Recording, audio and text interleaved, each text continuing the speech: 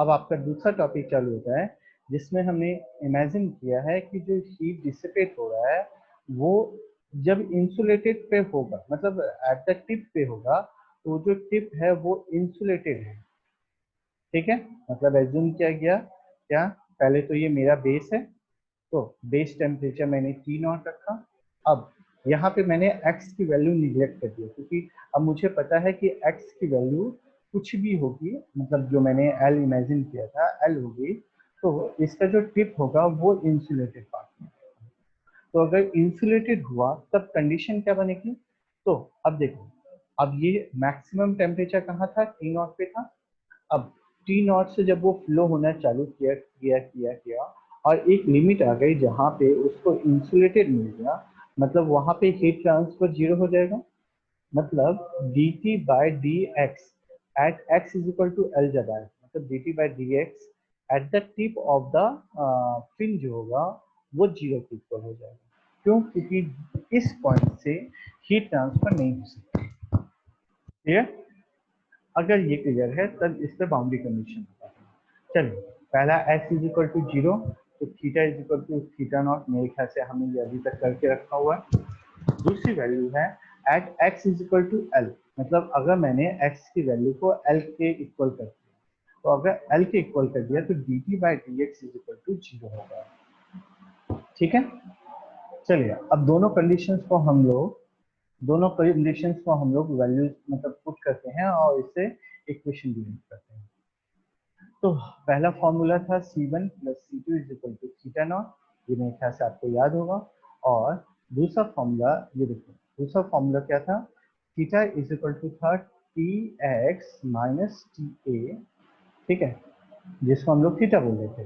तो theta is equal to क्या है, तो C1 e raise to power m x plus C2 e raise to power minus m x.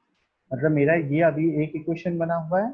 क्यों, क्योंकि मैंने पहली बाउंड्री रखी, अब दूसरी बाउंड्री रखने के लिए मैंने एक इक्वेशन रखा है कि t minus T a is equal to C1 e raise to power m x plus C2 e raise to power m x. अब ये वैल्यू कांस्टेंट है, तो मैं क्या करूंगा, अब इस सबको डिफ्रेंशिएट कर दूंगा विद रिस्पेक्ट टू एक्स। तो ये d T by D x is equal to क्या हो गया, ये वाले को सॉल्व किए तो आया m C1 e raise to power m x, और इस वाले को सॉल्व किए तो minus m C2 e raise to power minus m x. अब मुझे मालूम है क्या, d T by D x at x is equal to अगर एल हुआ तो d T by D x is equal to zero हो सकता है। तो मुझे क्या करना है, लिमिट पुट कर देना है एक्स की जगह पे एल रख के। तो फॉर्मूला बना m C1 e raise to power M l minus m C2 e raise to power minus m l is equal to zero. ये क्लियर है। अब अगर ये क्लियर है तो ये इक्वेशन आपके पास आया नंबर 2। अब इक्वेशन 1 और इक्वेशन 2 को हमें सॉल्व करना है। सॉल्व कैसे करेंगे, तो ये देखो इसमें स्टेटमेंट दिया हुआ है C2 की वैल्यू फाइंड आउट किया, तो C2 इज इक्वल टू क्या होगा, थीटा नॉट माइनस C1। तो C2 is equal to theta naught minus C1। अब ये C2 की वैल्यू को मैंने यहाँ पे पुट कर दिया। अगर ये पुट किया तो अब जो मेरा इक्वेशन बनेगा वो मतलब C1 e raise to power M l minus, अभी ये दोनों का मल्टीप्लाई इससे करेंगे, तो theta naught e raise to power minus m l minus minus plus C1 e raise to power minus M is equal to zero. अब ये वाला टर्म और ये वाला टर्म, ये दोनों में से C1 कॉमन है, तो मैंने उसको कॉमन निकाल लिया, तो बचा e raise to power M L plus e raise to power minus M is equal to theta. अब ये वाला जो माइनस टर्म था ये मैं इस तरफ लेके गया, तो theta naught e raise to power minus m. तो थीटा नॉट की value, theta naught sorry C1 की वैल्यू क्या हुई, C1 की वैल्यू हुई theta naught e raise to power M l, ये वाला टर्म यहाँ लिख दिया, और ये वाला टर्म मैं यहाँ पे लिख दिया है e raise to power M L plus e raise to power minus M. ठीक, अब मुझे अगर C1 की वैल्यू मिले तो ये C1 की वैल्यू मुझे अब C2 की वैल्यू फाइंड आउट करने के लिए, तो मैंने C2 की वैल्यू के लिए यहाँ पे रखा theta naught minus theta naught of whole term. अब इसमें से थीटा नॉट को मैंने कॉमन कर दिया, तो अंदर बचा 1 minus e raise to power minus m l upon e raise to power M L plus e raise to power minus m l. अब इसका मैंने क्रॉस मल्टीप्लाई किया तो ऊपर की ओर, यहाँ ध्यान रखना, ये देखो जब C1 निकाला था तो यहाँ पे माइनस एम एल आया, और जब C2 निकाला तो यहाँ पे प्लस एम एल, मतलब प्लस में e raise to power m. ठीक है, तो ये बात याद रखनी चाहिए आपको। तो वो theta naught e raise to power M l upon e raise to power M L plus e raise to power minus m l. अब C1 और C2 की वैल्यू निकल गई। चलिए, तो अब आपको value insert the value of C1 and C2 in equation. भाई इक्वेशन कौन सा है आपका? तो आई थिंक ये वाला इक्वेशन, एक मिनट ना, 2.131 ये वाले में हमने इसको पुट किया। ठीक है, तो थीटा इज इक्वल टू क्या हुआ? Theta naught C1 e raise to power M l, sorry यहाँ पे आया theta is equal to C1 e raise to power m x plus C2 e raise to power minus m x. तो दिख रही है ना, इसकी जगह पे मैं इसको थीटा बोल सकता हूँ। Theta is equal to C1 e raise to power m x plus C2 e raise to power m x. अब C1 और C2 की वैल्यू मैं यहाँ से पुट कर रहा हूँ। तो theta is equal to theta naught of this one e raise to power m x plus theta naught this one e raise to power minus m x. अब दोनों में ये मतलब थीटा नॉट जो है वो कॉमन है, तो मैंने क्या किया, उसको कॉमन निकाल के डिवाइड में लिख दिया। डिवाइड में लिखे गया तो अब होल टर्म को, क्योंकि दोनों का डिनोमिनेटर सेम है, तो मैं मल्टीप्लाई कर सकता हूँ। ठीक है, तो अब देखो पहला मल्टीप्लाई करते हैं। ये तो e और e दोनों कॉमन है, m और m कॉमन है, तो बचा x माइनस एल।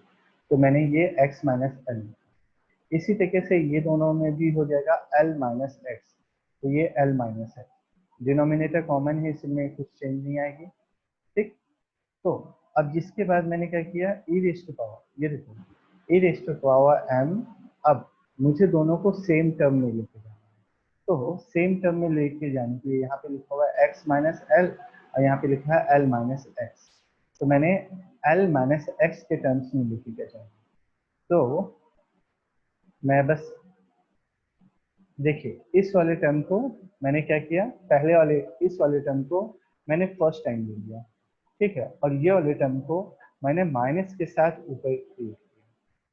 ठीक है, तो ये वाला टर्म, ये टर्म लिखा, उसके बाद e raise to power M L plus e raise to power minus m l. मेरे ख्याल से समझ में आया क्या किया मैंने। ई रेज़ टू पावर, देखो दोनों प्लस के टर्म्स में, इसलिए e raise to power M l minus x, ये सेकेंड वाला टर्म मैंने फर्स्ट में लिखा, प्लस अब जो सेकेंड वाला टर्म है क्या, e raise to power m, इसके आगे मैंने एक माइनस लगा दिया, तो माइनस लगाने की वजह से एल माइनस एक्स के टर्म्स में आ गया। तो कहाँ जाना है? सर बुला रहे हैं भाई। बच्चे लोग 2 मिनट के रुकिए, सर मुझे आवाज दे रहे हैं, तो मैं 2 मिनट में आपके पास आता हूँ बस। ठीक है, चलो, तो मेरे ख्याल से अब ये वाला स्टेप समझ में आ गया। यहां तक में कोई डाउट है भाई लोग? चलो नहीं है, तो थीटा अपॉन में theta naught is equal to, अब देखो मतलब ये जो फंक्शन है, ये जो पूरा का पूरा ये टर्म है ना, इस टर्म के लिए उसने वर्ड यूज किया है the above expression in terms of hyperbolic function and can be expressed as, मतलब ये अब आपको याद रखने वाली बात है कि जब यहाँ पे आ जाओगे तो आपको इसको हाइपरबोलिक फंक्शन लिखना है। और हाइपरबोलिक फंक्शन लिखने के लिए अब थीटा इज इक्वल टू क्या होता है, T x minus T A, और थीटा नॉट क्या होता है, तो T naught minus T A, मतलब ये वाला टर्म मैंने यहाँ उतार लिया और इसी को मैंने यहाँ पे एक्सपांड कर दिया। एक्सपांड करने के बाद तुमने क्या बोला, ये हाइपरबोलिक फंक्शन है, तो ये हाइपरबोलिक फंक्शन को मैंने यहाँ पे लिख दिया। ये आपको याद कर लेना है। ठीक है, चलिए, बस ultimately rate of heat flow from fin, तो फॉर्मूला क्या होता है, Q is equal to minus K A D T by D X. और तो यहाँ पे अब ये वाले टर्म को उठाया, इसने क्या किया, T minus T a is equal to, ये नॉट वाले टर्म को इस तरफ मल्टीप्लाई किया, तो नॉट वाले टर्म को इस तरफ मल्टीप्लाई किया, उसके बाद इसको डिफ्रेंशिएट करना है विथ रिस्पेक्ट टू एक्स, तो ये हो गया D T by D x. ये कांस्टेंट टर्म है इसलिए रह जाएगा, भाई म्यूट कर दीजिए। अब ये देखो cos m x cos m l minus x का जब डिफ्रेंसिएशन करेंगे तो ये यहाँ पे देखो ये सिंप्लीफाई करके लिखा हुआ है कि cos का साइन हो जाएगा और mx का m हो जाएगा। तो हाइपरबोलिक फंक्शन में ये पूरा टर्म जो है वो इस तरीके से लिखा जाएगा। अल्टीमेटली जब x की वैल्यू आप 0 रखोगे तो 0 रखने के बाद मतलब x की वैल्यू 0 रखने के बाद आपका जो इक्वेशन बनेगा वो है -m t naught minus T A. अब sine h upon cos h tan h होता है तो 10 ml, ठीक है। तो अल्टीमेटली आपका जो Q का फॉर्मूला है, Q का फॉर्मूला क्या है, Q is equal to K A N T naught minus T A 10 ml। क्यों? क्योंकि यहाँ पे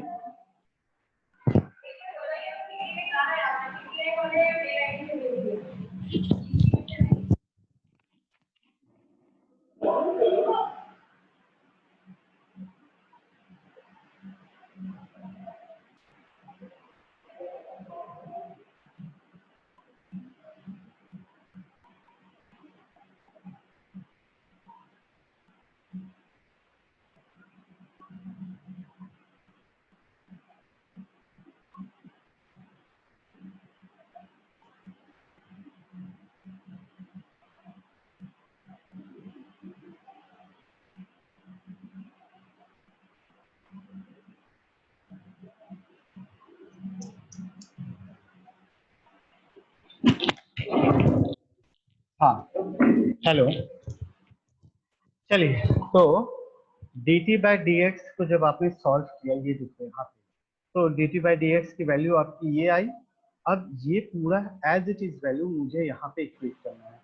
तो इक्वेट करने के बाद क्या बना, अब माइनस से माइनस प्लस, ये माइनस और ये माइनस प्लस हो गया, तो k a m t naught minus T a hyperbola of 10 of m. बात समझ में आ गई? तो और अल्टीमेटली अगर इसको सिंप्लीफाई करोगे तो अंडर रूट क्या निकलेगा, q is equal to under root P H K A T naught minus T A 10 M.